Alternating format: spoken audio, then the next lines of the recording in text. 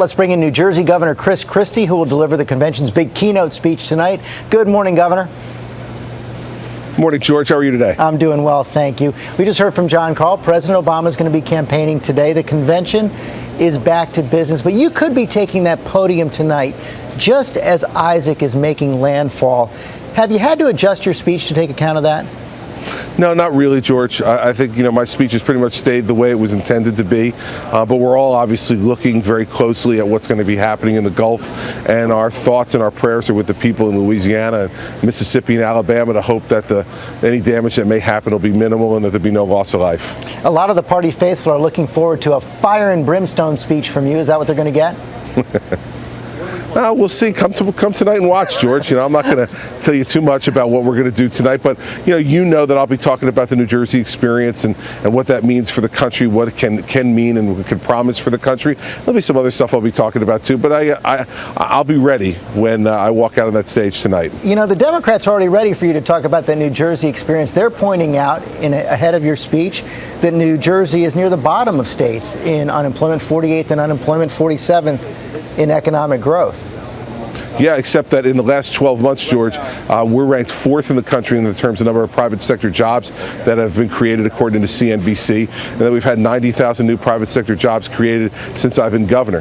This is from a state where we had raised taxes and fees 115 times in 8 years and had just stifled our economy. So we're not going to turn that around overnight, but like I've said before, the New Jersey comeback has begun. One of the big advantages Republicans have coming into this presidential race is that 2/3 of Americans, according to our poll, believe America's going in the wrong direction right now. They don't think President Obama has done a good job on the economy, but they're far from sold on Mitt Romney and the GOP. Both Mitt Romney's personal brand and the Republicans' party brand is underwater right now. How do you turn that around? You start turning around tonight.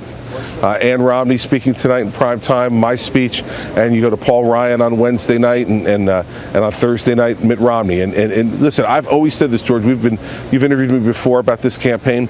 Mitt Romney's going to have to win this campaign. And to do that over the next 70 days, he's going to have to let the American people see who he is, put out a bold vision for the future. Remember, he's a challenger. You remember how this works, George. Challengers always get a late look. They know the incumbent, and they're trying to see if they really trust the challenger to sit in the Oval Office. You've pointed out in the past that he's had a hard time connecting personally with voters, and the governor, at least in interviews over the weekend, seems to suggest that he's not willing to show a lot more of himself. Is that a mistake?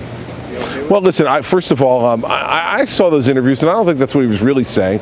I think you've seen him show a lot more of himself even since Paul Ryan's joined the ticket. I think Paul's brought great energy to the ticket. He's brought great energy to Governor Romney after a long and arduous campaign. And so I think that the American people are going to see a lot more of him. And I think they're going to start seeing it tonight with Mrs. Romney, who no one can speak better, more articulately about the man that Mitt Romney is and the leader he'd be for our country than Ann Romney. So I think the fun starts tonight, George, and I think the American people are starting to get a complete picture about who Mitt Romney is and why he would be a great president. The keynote is a big honor for you, but keynoters have a mixed history. Some are forgotten.